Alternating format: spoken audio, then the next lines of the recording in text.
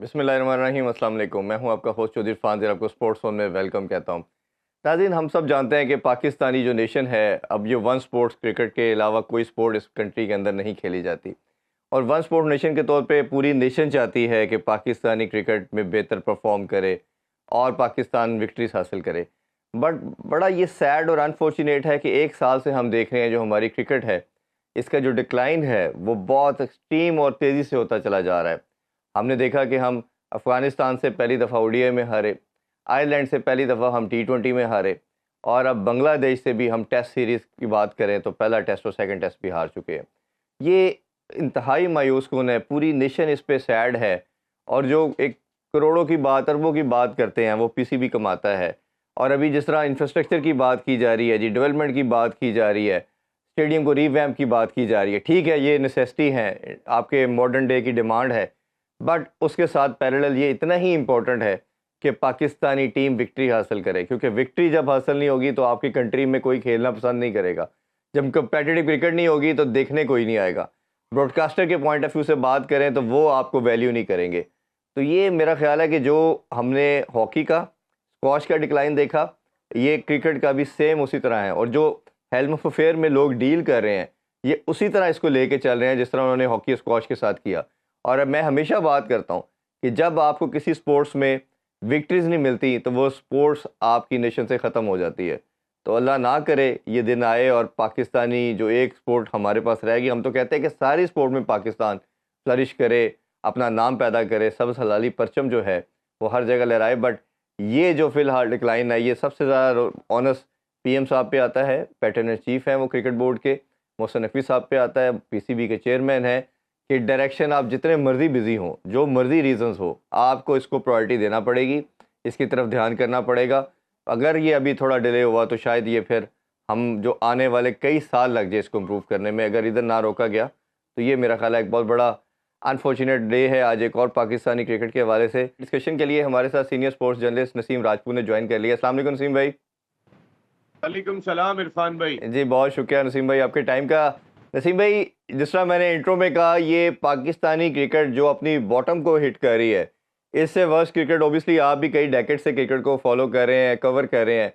ये ऐसा डिक्लाइन, ऐसा डिज़ास्टर हमने तो कम से कम अपनी 3-4 दहाइयों में नहीं देखा कि पाकिस्तानी पहली दफ़ा बांग्लादेश से टेस्ट सीरीज़ वाइट वॉश हो गया। इससे पहले हम अफ़गानिस्तान से ओडीआई में पहली दफ़ा हार गए, अमेरिका से पहली दफ़ा हम हार गए, टी20 में हमने आयरलैंड से भी हार हमने मिली हमें।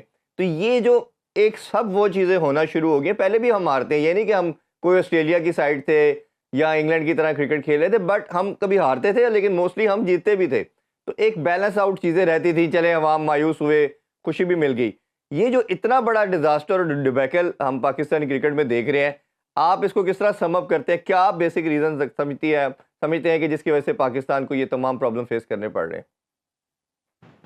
इरफान भाई, रीजन पर तो हम बाद में आते हैं, लेकिन सबसे पहले मैं समझता हूं कि पाकिस्तान क्रिकेट फौरी तौर पे इंटरनेशनल क्रिकेट आज देनी चाहिए और उन्हें ये कहना चाहिए कि हमारे लिए जिम्बाब्वे, आयरलैंड ये बहुत या मैं बात करता हूँ बांग्लादेश की।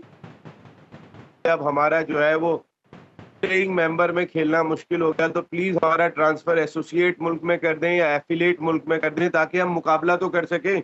हुँ। यहाँ तो हम बांग्लादेश से भी अपने मुल्क के अंदर मुकाबला नहीं कर पा रहे। ऐसा लग रहा है कि हम पर्थ ऑस्ट्रेलिया में खेल रहे हैं जाके, बांग्लादेश के ऑस्ट्रेलिया के खिलाफ। कंडीशन ऐसी बनाई है हमने, अपने मुल्क की कंडीशन अपने लिए ऐसी बना ली है कि जैसे हम जाके ऑस्ट्रेलिया के खिलाफ ऑस्ट्रेलिया से पर्थ में खेल रहे हैं। जी। उनकी आंखें खोलो खिलाड़ियों की, भाई बांग्लादेश के खिलाफ अपने मुल्क में खेल। देखिए इसमें सबसे बड़ा रीजन जो दिखाई दे रहा है वो हमारे अपने सिस्टम का दिखाई दे। इस वक्त हमने इस सिस्टम को बिल्कुल खिलाड़ियों के हाथों में छोड़ दिया था। आज उन खिलाड़ियों ने यहाँ तक ले जाके खड़ा कर दिया है, लेकिन उन खिलाड़ियों के पीछे मौजूद थे वो आज भी, मैं आपको बिल्कुल सच बता रहा हूँ, तो लोग उनको सपोर्ट कर रहे थे, उनकी आज भी मौजूद। देखिए बात सारी ये हो रही है कि मोहसिन नकवी साहब बहुत क्रिटिसाइज हो रहे हैं और बहुत शिद्दत के साथ क्रिटिसाइज हो रहे हैं और वो क्रिटिसाइज बनता भी है। वजह ये है कि इस खेल से लोगों का लगाव बहुत ज्यादा है हुँ। और अगर उनको कहा जा रहा है, देखें अब ये ऐसी ये है कि आप जो है वो आपने कोयटा भी पहुंचना है, आपने पेशावर भी पहुंचना है, आपने हर जगह पे देखिए मैं वो मेहनत कर रहे हैं, हर चीज आ रही है, उन्होंने हर चीज दी है, इस क्रिकेट नहीं है। इवन के सबने कहा कि जी बाब रियाज डेबेकल के जिम्मेदार है, वर्ल्ड कप के बाद वो हटा दिए गए। नवेद अकरम चीमा के लिए मैंने बहुत बोला कि एक ऐसा जी। मैनेजर ला के नवेद अकरम चीमा को भी लगा, हम्म। लेकिन बात सारी ये हो रही है कि जब तक आप वहां खुद बैठ के डिसीजन नहीं लेंगे, it's a full time job. और अब मैं यस। आपको बताऊं कि जिस तरीके पाकिस्तान टीम जहां पे जा चुकी है, आपको एक्स्ट्रा टाइम देना है पाकिस्तान क्रिकेट के लिए, अभी जी। टाइम से भी बड़ी जॉब बन चुकी है। हम्म। ऐसे में मैं नहीं समझता कि ये जो हालात दिखाई दे रहे हैं बाबर आजम की तबीयत के आ रहे हैं, भाई क्या कर दिया बाबर आजम, 16 इनिंग्स कहीं पर भी नहीं है। मैं रिजवान को देखूं 98 की औसत से 293 रन बनाए सीरीज में, हम्म। 98 की एवरेज से रिजवान ने। भाई तुम्हारे रन क्या मैं घर लेकर जाऊं, क्या करूं इन रन का, 171 का 160 का, तुम 448 रन बना के हार जाते हो। जी। अच्छा, मैं 448 की सारे एस्पेक्ट पे बात करेंगे। एहसन सिंह भाई, सबसे पहले ये देखें, चेयरमैन का जिसे आपने जिक्र कर दिया, जब स्टेबिलिटी नहीं थी, एक साल में 3-4 चेंज हुए, तब भी हमने बहुत आवाज़ उठाई कि स्टेबिलिटी होनी चाहिए। चलें, अब स्ट्रॉन्ग आ गया, उनके पास टाइम नहीं है। ये पाकिस्तानी क्रिकेट के साथ जो खिलवाड़ है, एक इसका क्या सोल्यूशन क्या है? क्योंकि मैंने जिस तरह भी कहा कि पीएम साहब पे भी सबसे ज़्यादा रिस्पॉन्सिबिलिटी आती है, वो पैटर्न चीफ है। दूसरा ये कि हर जगह पे आप बात कर रहे हैं जी, एडमिनिस्ट्रेशन पॉइंट ऑफ व्यू से चीज़ों को देखा जा रहा है, रेनोवेशन के लिए पहुंच गए हैं जी, अच्छा जी रीवैम्प कर देंगे। भाई आपको विक्ट्री नहीं मिलेंगी, आपके कंट्री में खेलने किसी ने नहीं आना। उन्होंने कहा आपकी औकात तो 10वें रैंक की टीम की है, और जिस तरह आपने कहा कि एसोसिएटेड टीमों से भी आप हार रहे हैं, अब तो अब आपका क्रिकेट का ये लेवल आ गया है।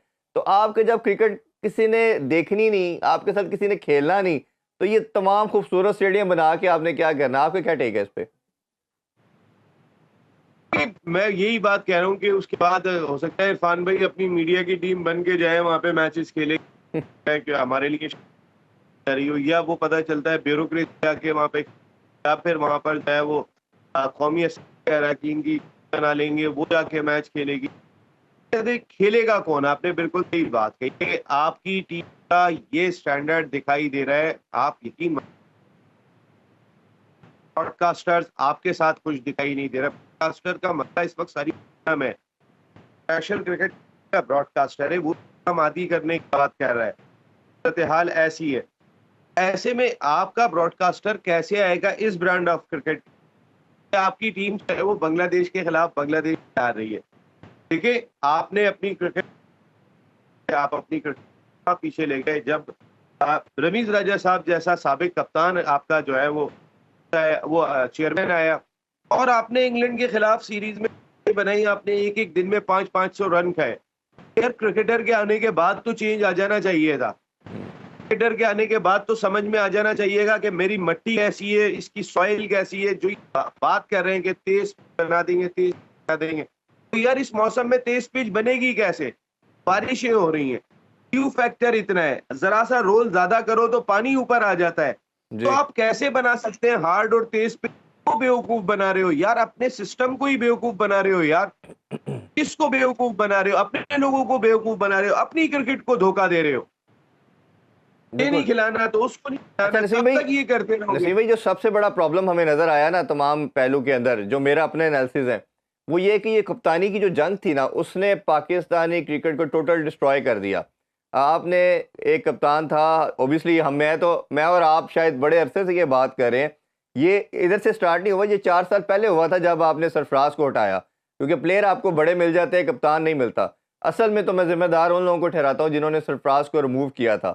चलें, 4 साल दे दिए, फिर भी आप ऑन एंड ऑफ जीत रहे थे, कुछ रीजनेबल परफॉर्मेंस थी ही। अब जो कप्तानी की आपने एक लॉबिंग करके एक ग्रुप बंदी पीसीबी ने की असल में, क्योंकि उन्होंने एक कप्तान को बनाया, एक को फिर 4 मैचेस के बाद हटा दिया, एक सीरीज के बाद। उसके बाद अब ना प्लेयर इनके कंट्रोल में है, ना इनसे चीज़ें ठीक हो रही हैं, ना वो प्लेयर को आप कभी कहते सर्जरी होगी, कभी वो उनको अभी 1-2 को शायद बाहर बिठा के कुछ कोशिश भी की है मैसेज देने की। क्या आपके ख्याल में इसका कोई सोल्यूशन है? और अगर है तो क्या स्टेप लेने चाहिए? और एक दफ़ा तीनों फॉर्मेट का कप्तान अनाउंस करके अपने आप को सेव कर सकते हैं हम? फॉर्मेट का एक आदमी को कप्तान किसको बनाए, हमें तो ये दिखाई नहीं दे रहा। ऐसे ब्लाइंड हो चुके हैं। मैं अगर आपसे पूछूं, शान मसूद आते हैं। शान मसूद की अपनी टीम में जगह नहीं हाँ जी, बनती, उनकी आपने तो बिल्कुल कप्तान ऐसे ही। लगाया हुआ है, आपने उसे कप्तान लगाया हुआ है जिसकी टीम में जगह नहीं बनती। 22 के एवरेज से खेलने वाला कप्तान बना हुआ है, 44 का विकेट कीपर, 44 के एवरेज का आपकी टीम। थोड़ा तो ख्याल करो यार, क्या रहे हो इस मुल्क का, ऐसा मजाक कर रहे हो। और तीन फॉर्मेट का कप्तान किसको लगाएं? देखिए यार, शाहीन शाह अफरीदी के लिए बहुत खिदमात है, पे कोई शुबा नहीं है। शाहीन शाह अफरीदी ऐसे ट्रीट नहीं हो सकता कि जिस तरह आप ट्रीट कर रहे हैं, कभी कप्तानी से हटाते हो, कभी कप्तानी से हटाते हो, कभी उसको बुलाते हो कराची से कि आए जी आपने दूसरा टेस्ट मैच खेला, आए जी अपनी फैमिली के पास बेटा हुआ है आपके, तो वहां जाके एंजॉय करें। ऐसा इंसल्ट कर रहे हैं आप। नंबर 2, आपने नसीम शाह के साथ जो रवैया अख्तियार किया, नसीम शाह ने अगर स्टेट किया तो क्या गलत किया था यार? कौन सी गलत बात की थी कि अगर आपके मुल्क में बन सकती तो स्पिनिंग ट्रैक बना लो ताकि होम एडवांटेज हासिल करो। आपका खिलाड़ी अगर कोई सही बात कहे तो आपको वो फर्जी लगती है, क्योंकि आप अनापरस्त हैं, आप अल्लामा हैं, आप सुन ही नहीं सकते कि आपके बारे में कोई बात कहेगा। मोहम्मद वसीम साहब का मैं आज एक state, former chairman selection committee के, जिन्होंने बहुत नवाजा बाबर आजम और इस ग्रुप को, जी। वो आज वो स्टेटमेंट दे रहे हैं और वो बात ये कर रहे हैं जो वुमेन्स टीम के साथ लगे हुए कि मैंने कई मर्तबा बाबर आजम को कहा कि टीम में तब्दीलियां करो, लेकिन वो ज़िद्दी हैं, वो ये नहीं मानते थे। और उनको कोचेज ये बात कह रहे थे कि एक कैंसर ग्रुप है जो तो हमारे लिए नुकसानदेह और टीम के लिए नुकसानदेह। यार कैसी बातें कर रहे हो? कैंसर ग्रुप और फलाना ग्रुप और ढिमकाना ग्रुप, यार शर्म आनी चाहिए। जब अपनी नौकरियां कर रहे होते हो तो चुप होके बैठे होते हो, बकवास तुम्हारे मुंह से एक नहीं निकलती, हम्म। और उसके बाद जब बाहर हो जाते हो तो फिर शोर मचा रहे होते हो, बातें कर रहे होते हो बैठ के। वकार यूनुस साहब अभी चुप होके बैठे हुए, आज वो कह रहे हैं मुल्क की क्रिकेट का सबके सामने बड़े लेवल पर पीछे जा रहे। अरे बड़े लेवल क्या, छोटे लेवल पर भी पीछे जा रहे हैं विकी भाई। आपके आने के बाद और नीचे ही जाएंगे, ऊपर नहीं जाएंगे, ये हमने माजी में भी देखा है। किसको लगाएं किसको हटाएं कुछ भी समझ में नहीं आ रहा। हम अपनी क्रिकेट कहां लेकर आ गए, आगे कुआं पीछे खाई। ये नौबत क्यों आई? ये नौबत लाने वाले, जो आपने बहुत अच्छी बात कही कि सरफराज अहमद को जिस वक्त आपने कप्तानी से हटाया था, सरफराज को कप्तानी से हटाना पाकिस्तान क्रिकेट का ड्रॉबैक है। मैं आपको एक बात बताऊं, जी। हटाया था, मैं उसका आपको एक क्लिप भेजूंगा, आप जरूर चल। मैंने बोला था पाकिस्तान क्रिकेट ये दिन याद रखेगी, पाकिस्तान क्रिकेट ये दिन भूलेगी नहीं। इसका क्या है कि बाबर इतने नहीं हुए थे, वो मैच्योर उसी कप्तानी में हो रहे हैं। शाहीन शाह अफरीदी उसी कप्तानी में मैच्योर हो रहे जी। थे, फखर जमान उसी कप्तानी में मैच्योर हो रहे थे, इमाद असलम अली, वसीम, शादाब। सारे लड़के, ये आपके शादाब साहब, उन्होंने बनाए, सारे लड़के दिए। और मेरा मानना ये है नसीम भाई, जो कप्तान का रोल, एक टीम को खिलाना, लड़ाना, उसके साथ नए लड़कों को प्रिपेयर करना, जो आप भी जिक्र कर रहे हैं, मैं भी बात कर रहा हूँ। 8-10 लड़के दिए जो अभी तक खेल रहे हैं। बाबर के टेन्योर में एक लड़का नहीं हमें नजर आता कि जो बना हो, जिसने हम कहते हैं कि होंगे पाकिस्तान में अपनी जगह जो है उसकी सीमेंट है, वो पक्का है, वो खेलेगा। एक प्लेयर भी हमने प्रिपेयर नहीं किया। बाबर जिनकी जगह सीमेंट करने में लगे हुए थे, उन्होंने बाबर के ही पैरों के नीचे बॉल निकाल ली। कहने का मकसद यह है कि बाबर जिनको सेट करने में लगे हुए थे, बाबर जिनके साथ खुद को सेट महसूस करते, बाबर समझते ही है। देखिए ये पाकिस्तान क्रिकेट का हाल रहा है। जब मैं बहुत दिन तक हम किसी को कप्तान बर्दाश्त नहीं कर पाते, लेकिन बाबर को कप्तान बनाना और बाबर का इतने हाथ लेके चलना और ये ट्रेंड आना के सोचना भी मना है, ये पाकिस्तान क्रिकेट का सबब बन। कैसे नहीं सोचेंगे यार? आज सारे के सारे सोच रहे हैं कि मैं कप्तान बन जाऊं। आज सबकी ख्वाहिश जागी भी है। उस वक्त कहाँ थे आप? बहुत पुरानी बात नहीं है जब ये ट्रेंड चला था, ये तो नजर साहब आए थे, उस वक्त आपने ट्रेंड चलाया था। सिटी साहब क्या 5-6 महीने रहे थे? 5-6 महीने आपके ज़का अशरफ रहे थे, उसके बाद मोहसिन साहब को भी इतना टाइम हुआ, ये कोई बात तो नहीं है। आज एक दूसरे से सलाम दुआ लेने को तैयार नहीं है ये सूरत हाल है। ये पाकिस्तान क्रिकेट में पहली दफा नहीं हुआ। अच्छा, आपने नजम सेठी साहब का जिक्र किया, मेरी उनसे एक दफ़ा बात हुई और ये कप्तानी के हवाले से बात हुई। वो गालबन कुछ दिन पहले चेयरमैन बने थे, तो मैंने कहा कप्तानी का जो डिसीजन है ये पाकिस्तानी क्रिकेट को बचा भी सकता है, गिरा भी सकता है, तो आपकी गेम सेंस हम मानते हैं बड़ी अच्छी है, तो आप क्या डिसीजन लेंगे?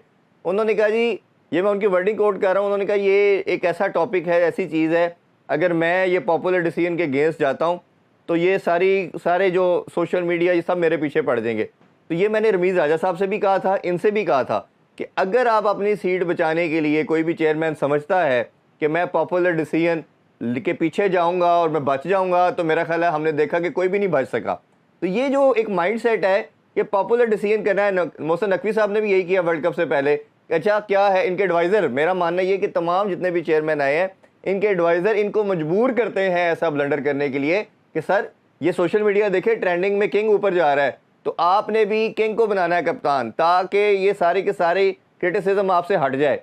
जब वो पाकिस्तान हारता है तो फिर उनको समझ नहीं आती कि ये क्या डिसीजन किया। आपका क्या ओपिनियन है इस हवाले से?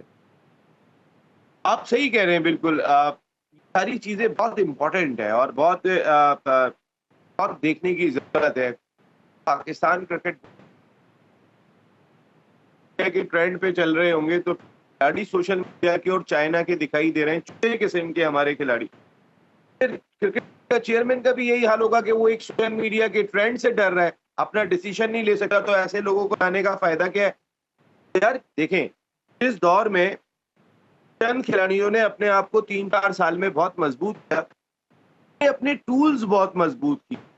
मैं आपको बताऊं, ये बहुत इंपॉर्टेंट है कि आप किसी जगह पर अगर अच्छी जगह पे हो, आप अपने इर्द गिर्द की, ये साया कॉर्पोरेशन का बहुत इंपॉर्टेंट था कि उनका टूल इनको की सूरत में एक बहुत स्ट्रॉन्ग कैनवस में मिला और इन्होंने उसके लिए खुद ही मेहनत की। मेरी इतलात के मुताबिक खिलाड़ी खुद पे करते हैं सोशल मीडिया को, ये कोई जी, और दूसरी कंपनी नहीं करती, प्लेयर्स खुद पे करते हैं।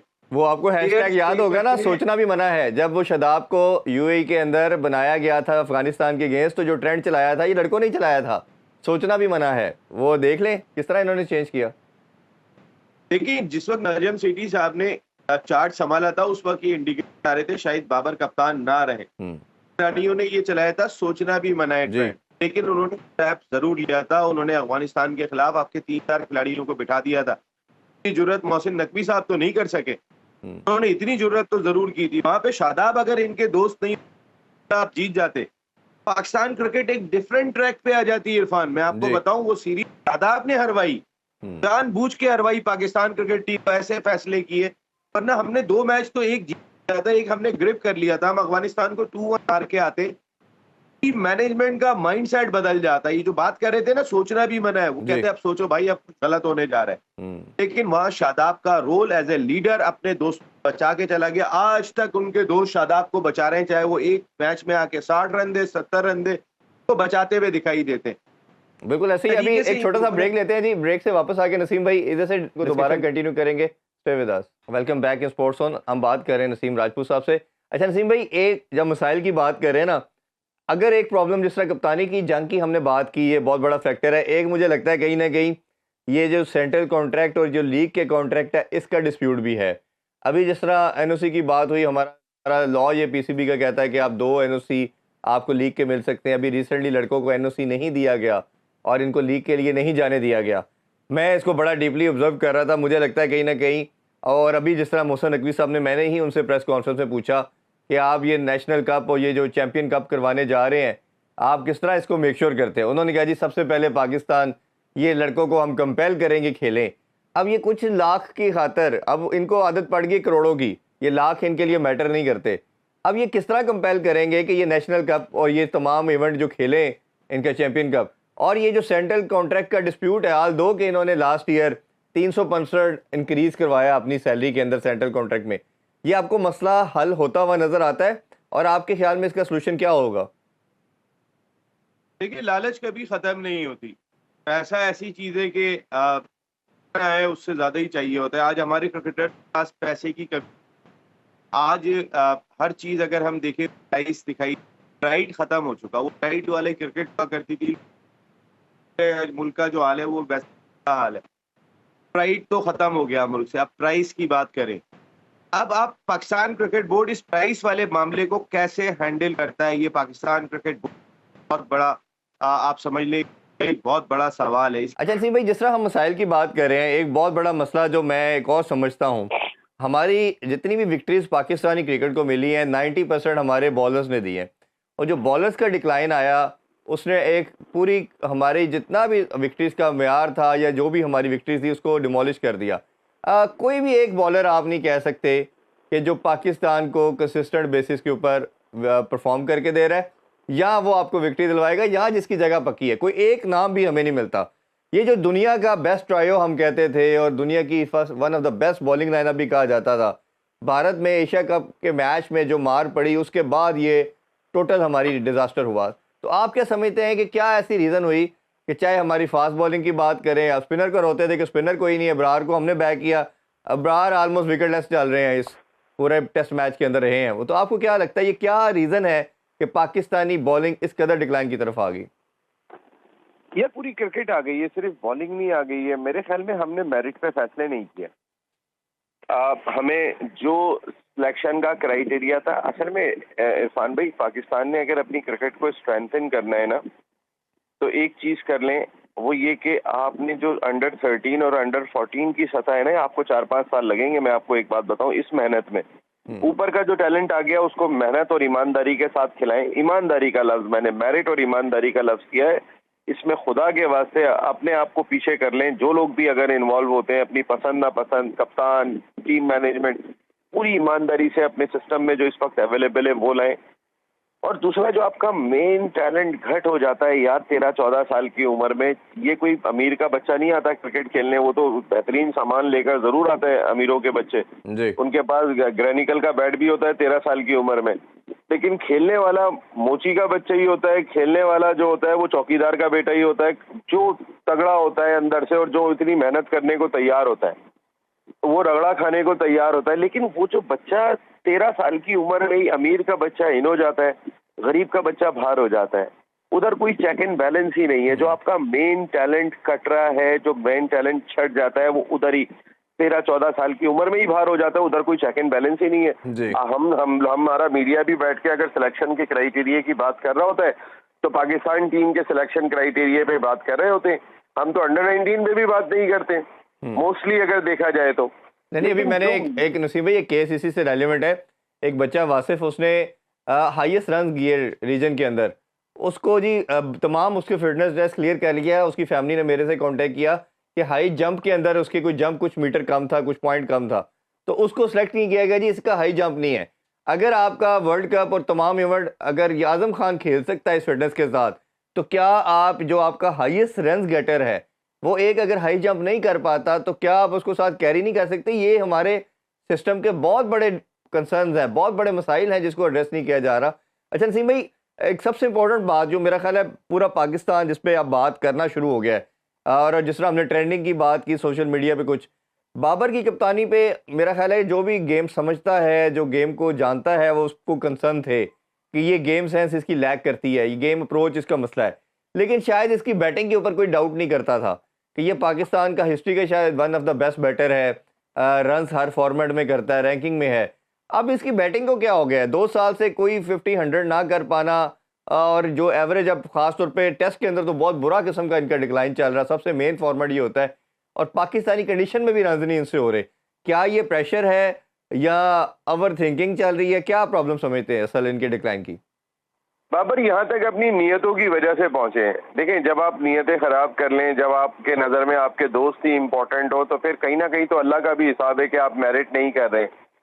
तो वो बाबर को नीचे लेके जा रहे हैं। वही चीज बाबर को जो है, बाबर का माइंडसेट, अगर बाबर का चेहरा देखें यार, ये वही बाबर था जो एशिया कप से पहले विराट कोहली को ट्वीट कर रहे थे कि भाई आपकी क्रिकेट बाकी है, आप हौसला रखें, हिम्मत रखें, आप वापस आएंगे। विराट कोहली तो आपके लिए एक भी ट्वीट नहीं करता जी। या कोई दूसरा तो आपके लिए बात नहीं कर रहा कि जब आप 16 इनिंग के अंदर नाकाम हो चुके हैं, 600 कुछ दिन हो चुके हैं, आपने 50 ही नहीं किया भाई।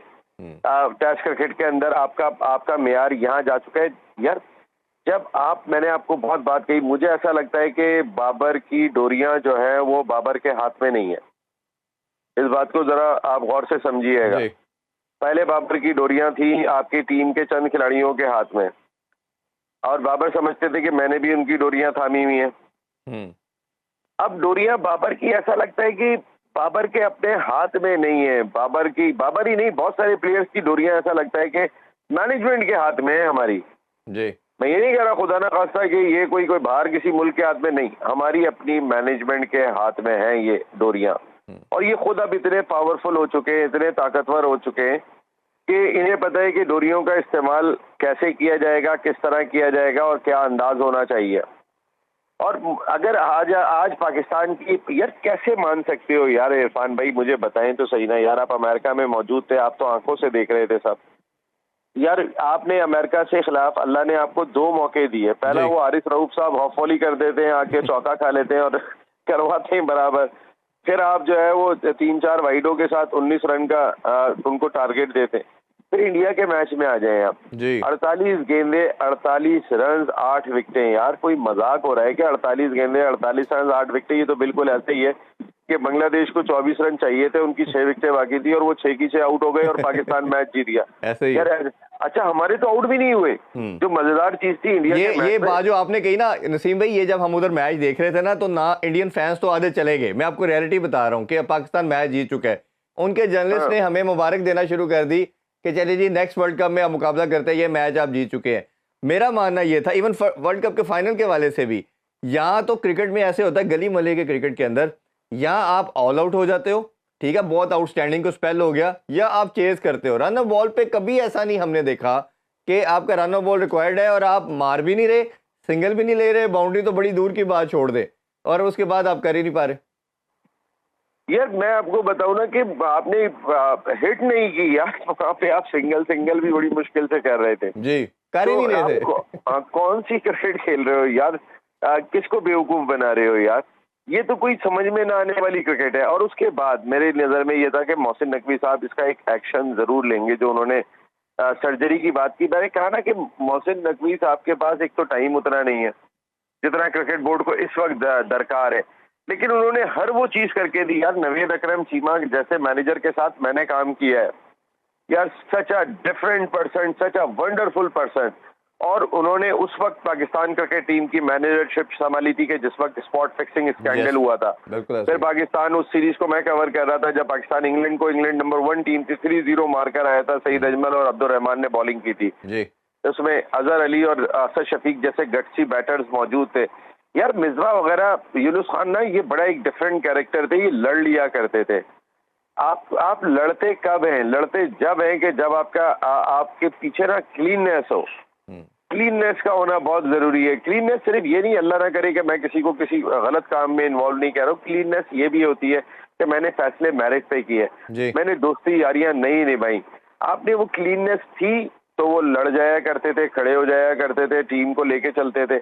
यहाँ खड़ा होने वाला कोई दिखाई नहीं दे रहा। यहाँ पे रिजवान साहब जो है वो जिस तरीके से सेट होने के बाद जहाँ पे जरूरत होती है वो ऐसा शॉट मार के आउट होते हैं कि पता चलता है यार इसको तो उठा के बाहर यानी वो फेंको यार। टेस्ट क्रिकेट को टी20 की तरह खेलना हम शुरू कर देते हैं, जहाँ टी20 चाहिए होते हैं उधर हम टेस्ट खेलते हैं। नसीम भाई एक छोटा सा ब्रेक लेते हैं, ब्रेक से वापस आके जो चैंपियन कप होने जा रहा है इसके हवाले से आपसे जरूर जानेंगे। Stay with us. Once again welcome back in sports on. हम बात कर रहे हैं पाकिस्तान क्रिकेट के जो डिक्लाइन है इस हवाले से। अच्छा नसीम भाई, ब्रेक से पहले मैं आपसे ये जानना चाह रहा था कि ये जो अब चैंपियन कप या पाकिस्तान कप इसे कहना चाहिए ओडीआई का, एक तो इसको कैसे देखते हैं? 5 मेंटोर अनाउंस कर दिए गए हैं, सिकलैन मुश्ताक, वकार यूनुस, सरफराज और शेब मलिक और मिसबाह हक। और दूसरा ये है कि सरफराज तो अभी टीम का पार्ट है, उसको मुझे नहीं समझ आई, और रिटायरमेंट तो शेब मलिक ने भी नहीं ली। ये 5 मेंटोर के बारे से बताइए, और क्या इसकी टाइमिंग दुरुस्त है? क्योंकि आगे आपकी चैंपियन ट्रॉफी जाके मार्च में है, तो आप इसका इनेकाद अभी से करवाना शुरू कर रहे हैं, तो एक गैप क्या लंबा नहीं है? और काजम ट्रॉफी आपका सबसे बड़ा इवेंट है, वो बाद में हो रहा है, ये पहले हो रहा है। थोड़ा इस तमाम चीज़ों के बारे से बताइएगा। अभी पाकिस्तान ने रिसेंट करीब में कौन सी क्रिकेट खेलनी है? टेस्ट क्रिकेट ही खेलनी है जी ना पाकिस्तान ने। जी ओडीआई तो नहीं है पाकिस्तान का। इंग्लैंड आ रहा है की जी, टीम पाकिस्तान अक्टूबर आ अभी रहा वो है। मारने के लिए हमें आ रहे हैं, ये तो मार गए हैं बांग्लादेश वाले, अब उनकी बारी है। अब फिर साउथ अफ्रीका और वेस्ट जी इंडीज की, ये सारी टेस्ट सीरीज ही है ना यार। सिर्फ एक टी20 और ओडीआई है जो पाकिस्तान ने नवंबर में ऑस्ट्रेलिया जाके खेलना है जी। सर वो नवंबर के अंदर है, उससे पहले क्या थी आपकी टेस्ट क्रिकेट थी। तो जी आपके जो थिंक टैंक बैठा हुआ है उसको प्लान बनाना ही नहीं आता। आपने अगर चैंपियंस कप कराना था, आपने 4 डे का भी कराना है, आपने टी20 का भी कराना है, आपने ओडीआई का भी कराना है चैंपियंस कप, तो यहाँ पे 4 डे वाला करा लेते आप। हम्म, ताकि आपकी जो करंट ब्रांड ऑफ क्रिकेट है आप उसको तो लेके चल रहे होते हैं। मैं ये थिंक टैंक में बता रहा हूँ ना, ठंडे कमरों में बैठे हुए लोग फैसले कैसे करते हैं। अगर आपकी टेस्ट क्रिकेट थी तो आप अपना 4 डे करा लेते चैंपियंस कप, जब आपने कराना है वो। आप नवंबर में, दिसंबर में जाके बिफोर चैंपियंस ट्रॉफी जनवरी के अंदर आप अपना चैंपियंस कप 1 डे टूर्नामेंट कराते, ताकि आपको अपने खिलाड़ी चुनने का और मौका मिलता। आप इस वक्त चुनेंगे क्या खिलाड़ी चैंपियंस ट्रॉफी के? समझ में ही नहीं आ रहा क्या करें। अच्छा दूसरी चीज ये तो मुझे ये चैंपियंस कप ना 2 चीजों के लिहाज से पाकिस्तान क्रिकेट बोर्ड का बहुत बड़ा डिजास्टर लग रहा है। नंबर 1, आपके यहाँ ऑलरेडी पेंटेंगुलर कप होता था। जी पेंटेंगुलर कप में भी 5 टीमें पार्टिसिपेट करती थी और उसके अंदर भी जो चुनाव होता था वो इवेंट के बेहतरीन खिलाड़ियों का होता था। आपने कान को इधर से घुमा के इधर पकड़ लिया, आपने चैंपियंस कप का नाम दे दिया और उसको मेंटोर की कीमत आपने पता चला, मैं सुन रहा हूँ महाना 50 लाख रुपए लेंगे वो। जी ऐसा ही है। ये कानून का खजाना है क्या है भाई? किस तरीके से दोनों हाथों से लुटाया जा रहा है, इस बात को तो अंडरस्टैंड करें। जब एक इतने पेंटेंगुलर पैसे तो हेड कोच भी नहीं ले रहा जितने ये लेंगे। हाँ, मैं आपको बता रहा हूँ ना कि वो समझ में नहीं आ रहा कि कानून का खजाना है क्या ये जो आपने। अच्छा, इस चैंपियंस कप को आप दिखाएंगे, पोर्ट्रे भी ऐसा करेंगे जैसे रमीज राजा साहब ने अपने जूनियर जो उन्होंने कराया था, PSL कराई थी, तो वो ज़ाहिर है उनके दौर में हो रही थी, वो उसको चाहते थे अखराजात करना। बेहतरीन पोर्ट्रे मेरे दौर में हो रही है, ये आज मोहसिन नकवी साहब अखराजात करेंगे, ये मेरे दौर में देखो मैं चैंपियंस कप लाया था, इसमें अखराजात इजाफी होने। ये तो पेंटेंगुलर कप होता था यार आपके मुल्क के अंदर। आप अपने मुल्क के खिलाड़ियों, फिर नंबर 2 इसका जो एक नुकसान हो रहा है वो आपकी अपनी PSL को हो रहा है।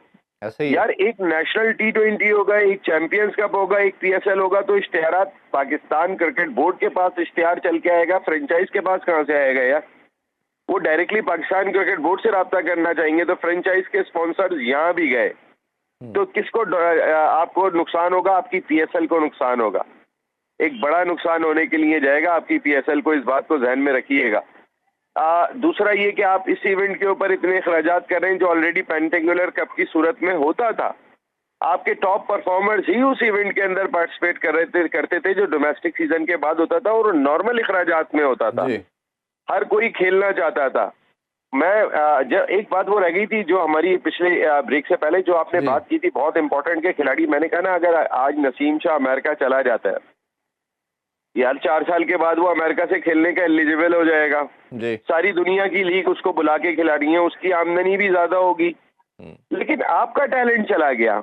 आप कैसे अब इस चीज को मैनेज करते? देखिए, एक बात तय है कि पाकिस्तान क्रिकेट बोर्ड को थोड़ा बहादुर बनना पड़ेगा इस मामले में। जो जा रहा है, thank you very much, okay, अल्लाह हाफिज जी। जब इनके साथ भी हार रहे हो तो नए के साथ हार जाओ। मैं तो कह रहा था टीम तो बिल्ड हो जाए, कुछ टीम बिल्ड कर लो, अपना बैकअप स्ट्रॉन्ग कर लो। ठीक है, अगर हम इनकी बात कर रहे हैं, जैसे बाबर की बात की, बॉलर्स की बात की, तो बाकी बैटर्स की बात ना करें तो मेरा ख्याल है गलत होगा। ये एक प्लेयर भी हमारा साउथ कील, हमें लगा कि जी उसने भी बड़े रिकॉर्ड बना दिए, 2000 फास्टेस्ट रन कंप्लीट किए, 1000 रन किए। हमने कहा जी चलें ये कमोडिटी आ गई, साथ ही जैसे तारीफ की, वो कहते हैं ना कमेंटेटर कर सक्सेस लगती है, वो हम सब की कर्स लगी, उसने बुरी तरह फ्लॉप होना शुरू हो गया। सलमान अली आगा ने चले थोड़ी सी रीजनेबल आप परफॉर्मेंस दी, बट कंसिस्टेंट कोई प्लेयर नहीं है। बाबर भी हमारा थे, वो भी नहीं रहे।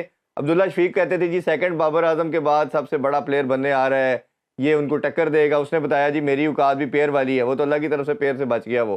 तो ये अब साइम को हम अब ट्रस्ट करना शुरू हो गए हैं, जो T20 का प्लेयर है उसको हमने टेस्ट दे दिया है। और कहीं ना कहीं मैं आपसे ये भी जानना चाहूँगा कि ये जो हमने इतने 7-8 साल से इन्वेस्ट किया था हमने, कि हमने इमामुल हक के ऊपर, टेस्ट के ऊपर एटलीस्ट सब कहते थे कि वो मेंबर है, अब वो जो फॉर्मेट उसको सूट करता था उसमें उसको बाहर कर दिया। तो आपका क्या ओपिनियन है सब बातों पे? ये मैं आपको एक चीज बताऊं जो मैं फील कर रहा हूँ। मेरे मुल्क के मेरी टीम का जो ड्रेसिंग रूम है ना, उसके अंदर मुकाबले की सीरियसनेस खत्म हो गई है। उसके अंदर वो जो एक लड़ने का रुझान हुआ करता था उसमें बहुत शिद्दत से कमी आ गई है।